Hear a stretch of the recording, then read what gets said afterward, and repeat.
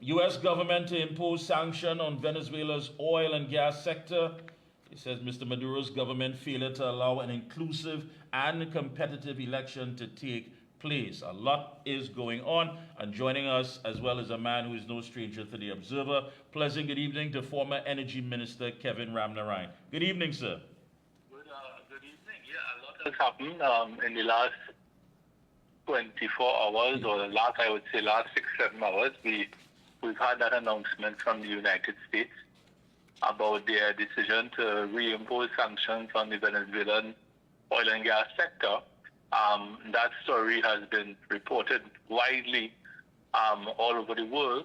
CNN, Forbes, all the major news outlets of the world are reporting that. So it's big news, and of course it has implications for us here in Trinidad and Tobago. And at this point in time, I would say that I think we all saw this coming.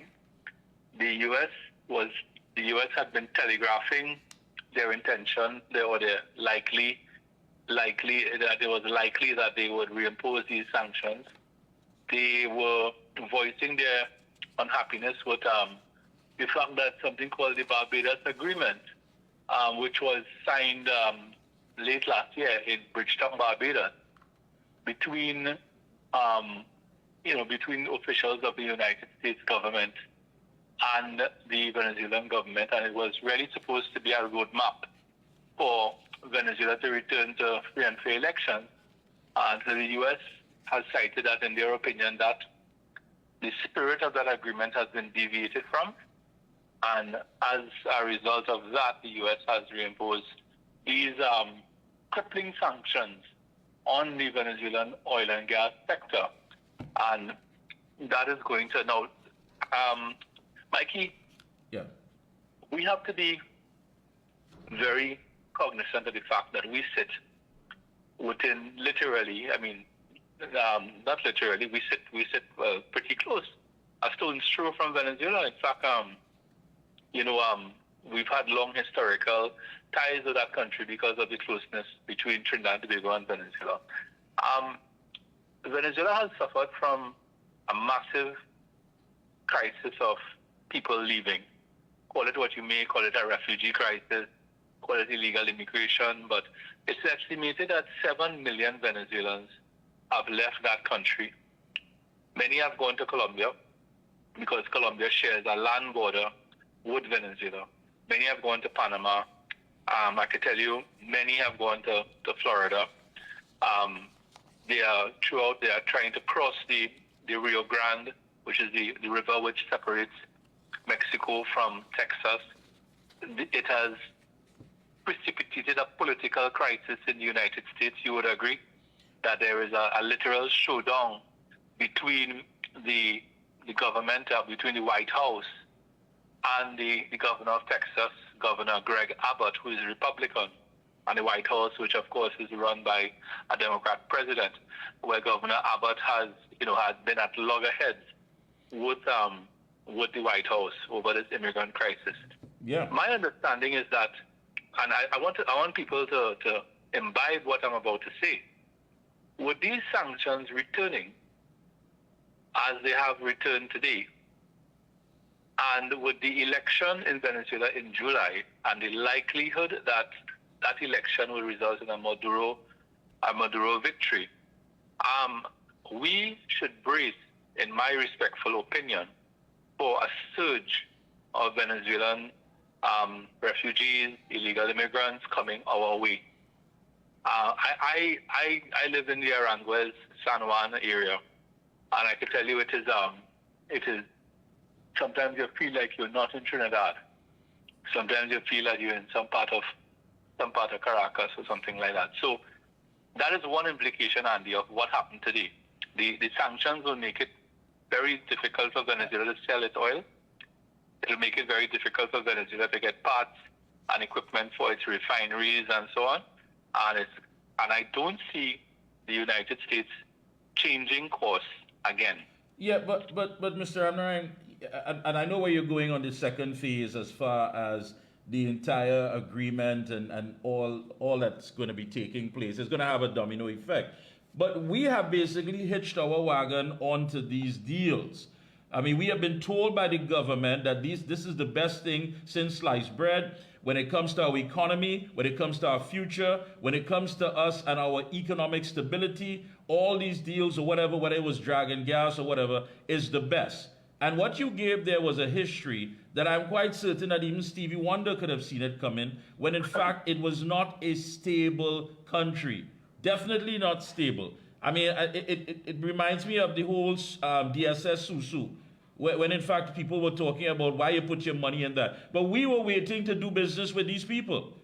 We were ensuring the citizens of this country that everything was fine. We have an energy minister who kept making his trips there, having conversation, all of these things.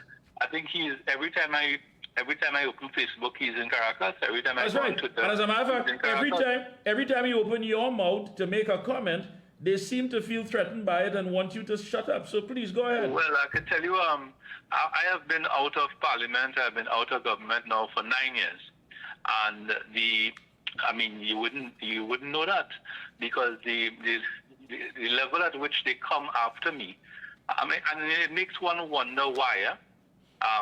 But coming back to, we have more shows to come because there's a lot more for us to cut. Oh, yes. We'll go back to that question. But let's come to the salient point you just made.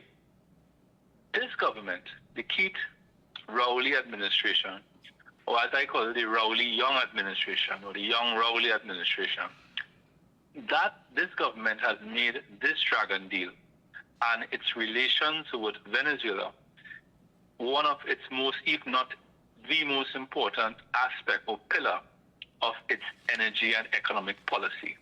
You'll recall, I think it was about 4 or 5 budgets ago, maybe 4 budgets ago, before COVID, the government, in the person of the Minister of Finance, had, when he was reading the budget, listed something called I think 6 or 7 game changers.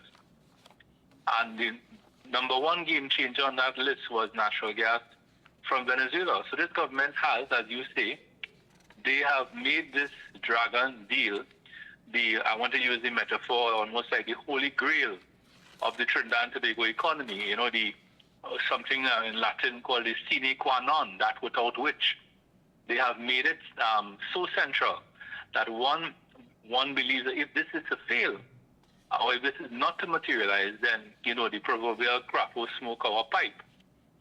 And the minister, the Minister of Energy, in one of his responses to me on a radio station, said that, we would, he said, and it was in the Express, he said a boom is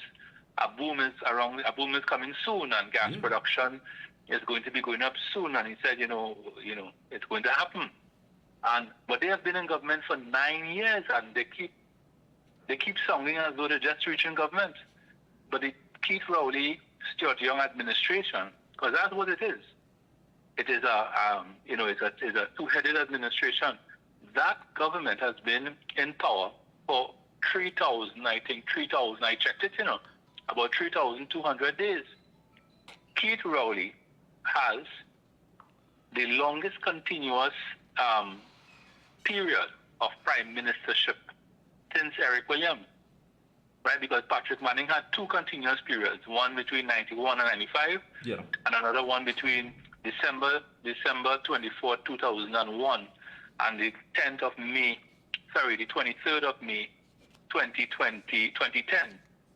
So these gentlemen have been in government for a long time. So they have had 9 years to fix this problem with natural gas production. And their main focus and emphasis, and where they have spent all their time, you're not just going to Venezuela, but going up to the United States all the time, meeting this congressman and that congressman, and meeting sometimes very nondescript type people, has been to get this Dragon deal to work. And here we are.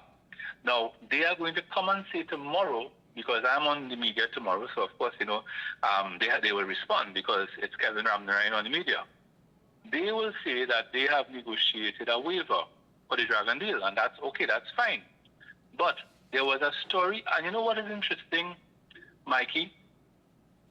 Our media, I'm not speaking about you, our media is the weakest it has ever been since Christopher Columbus discovered Trinidad and Tobago in 1498. I am very disappointed in the weakness of the mainstream media of Trinidad and Tobago. We have to depend on Reuters in the U.S. to tell us what is going on in our energy sector in Trinidad. Yeah, imagine that. Reuters had an article, I think it was last week or the week before, that said there's something called the OFAC license, which is the same carve out and this waiver. The OFAC license for the Dragon deal is for 2 years. You remember when that OFAC license was given? It was given for 2 years. That's right. And Reuters had a story saying that Shell, which is the company that is going to be investing in Dragon, Shell was speaking to the U.S. government to get the U.S. government to give a longer term for that license, because no company is going to invest billions in Venezuela, of all places, with a 2-year window of time. You don't know what's going to happen in 2025. You don't know if a fellow named John Trump will be in the White House, and he might just decide, he will just decide to collapse everything, because sometimes that's his nature.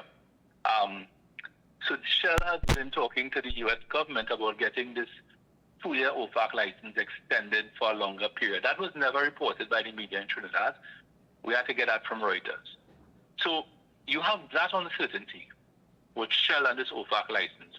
You have the sanctions coming back on Venezuela. You have the election of Maduro's election in July. You have the U.S. general election in November, where there could be a change in the White House. So you have all these moving parts, Mikey. And to this day, the Minister of Energy, who described me as clueless about the Dragon deal, he cannot tell this country when this gas is going to come. When is this gas going to arrive? Okay, we don't want a date, Minister. We don't want, the 30th of June, 2029. Just give us a year. Give us a year. Is it 2028, 2029, 2030, 2031? We don't know. So that's his Dragon deal, Andy. Mikey. Yeah. Right? So it is fraught with accuracy as to when that gas will arrive in Trinidad. If the gas arrives in Trinidad, well then that's fantastic. We need the gas. But we should not be hanging our coat on something that is fraught with such uncertainty. Yeah, but it's being sold to us as the best thing, as I said, you said, as the Holy Grail. But the fact of the matter is, the front page, I think it was the 23rd of December, on the eve of Christmas, maybe not Christmas Eve Day. I think it was early December, yes. Yeah, it was early December, yes. It was a front page story, and there was a picture with the minister holding the license and the prime minister on the podium, and that's right. They were very happy and so on, and we thought. But when I saw that, I thought the gas was coming next week, the week after. But I said, well, but now here we are. We are approaching May 2024, and I want to add that the PNM has a re-election value proposition to put together for 2025. But whenever the election is called, some people think it'll be this year. Some people think it's, when it's due. One of the things that the PNM is going to campaign heavily on is this Dragon project. They're also going to campaign on what they've done with the energy sector, right? And they're going to give their side of the story on the energy sector. In fact, but I was looking at the numbers for employment today in the energy sector, and we have lost 50% of the jobs in the sector in the period 2015 to 2023. So, that is something that we have to talk about probably in another show. But this Dragon deal is, as I said, fraught with uncertainty, layer after layer. And I want to say, there were 2 interventions by the CARICOM. One was this Barbados agreement, and hence it was signed in Barbados. And the other one, you remember, was something called the Gayelle Accord. Yes. Where the president of Guyana and the president of Venezuela, Irfan Ali and Nicolas Maduro, met in in Argyle, St. Vincent and China. That, of course, has been relegated now to irrelevance, because Venezuela has passed a law which according to them gives them back the Essequibo. So the Argyle agreement has been rendered irrelevant, and so too has this Barbados agreement. I want to say that it's time for CARICOM to probably revisit or revise their approach towards Venezuela. And perhaps the CARICOM leaders might want to talk to some of the older, wiser heads in the CARICOM who have dealt with Venezuela in the past. Then let me ask you quick, do you expect a backlash? I mean, if it is that there's going to be a continuance of operations going ahead with any sort of deal contrary to what the U.S. is laying out? Well, tomorrow we'll hear from the government, and they will say that it does not affect the Dragon deal. But at the end of the day, the investor is Shell. I don't know how the U.S. will view the entire thing, right? Because remember, as I said, there is this waiver for the OFAC license. But remember, Shell will not be doing this project in outer space. They'll be doing it in Venezuela, where the entire country is affected by these sanctions. So it becomes so much more difficult to do business in Venezuela. Even if you have some sort of OFAC waiver, it becomes very difficult to do business in Venezuela. So more and more, the Dragon deal is becoming, shrouded in uncertainty. And I'm simply saying that it is not something that we as a country, I mean, if you had a business and your business was dependent on a supply of natural gas from Dragon, I mean, you would have to think long and hard about whether you would plan your business for that gas, Well, the thing about it, Mr. Ramnarine, is that it may not come. Yeah, but people are saying, the gas deal has gone sour. Was there a deal to begin with on the table? Well, there was a license. Okay, but a license. You remember Mikee K calling me Andy? I saw a customs I know. Go ahead. A ground report, right? Yeah. You remember, a license is merely some pages with some ink, and some signatures. A license, that's all a license That's is. right. It's an agreement to do something. But where the rubber really hits the road, Mikey, is when people begin to spend money. And in this case, you're looking at hundreds of millions of US dollars, and Shell is not just going to fling that all over the place. Just so they will only do that when they have certainty. Yeah. And I think that they don't have the certainty right now because of all these moving parts in the geopolitical landscape between the U.S. and, I want to tell you, Venezuela has had 12 petroleum ministers in the last 25 years. Wow. A friend of mine from Venezuela was giving me the rundown. And many of these petroleum ministers, some of them have vanished, have gone in hiding internationally. One was arrested last week. His picture was circulated on the BBC in handcuffs. His name is Tarek Al-Assaimi. He is somebody who is known to the government of Trinidad and Tobago. He has been jailed, and I think his predecessor was also in a similar position. So the government of Venezuela too, they operate in a constant state of crisis. So how it is very difficult to do business in that type of situation, and I would just and you're right. Stability is just not there. We gotta stick a pin in this. But next Tuesday, I want to talk to you, and this time on the foreign exchange crisis, and let's see what develops with this. Definitely. All right. Thank you so much again. Always a pleasure. Engage with you and the listeners. Thank you so much, Mr. Ram. Keep up the good work. Appreciate that. Okay. A short break. Right back.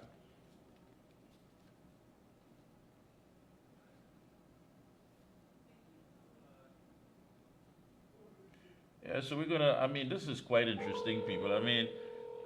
All that we're hearing here this evening, so much was riding on this, so much. Let me say a pleasant good evening to consumer advocate Trevor Hostin. Pleasant good evening, sir. Pleasant evening to you, Mike. Pleasant evening. Yes, thank you.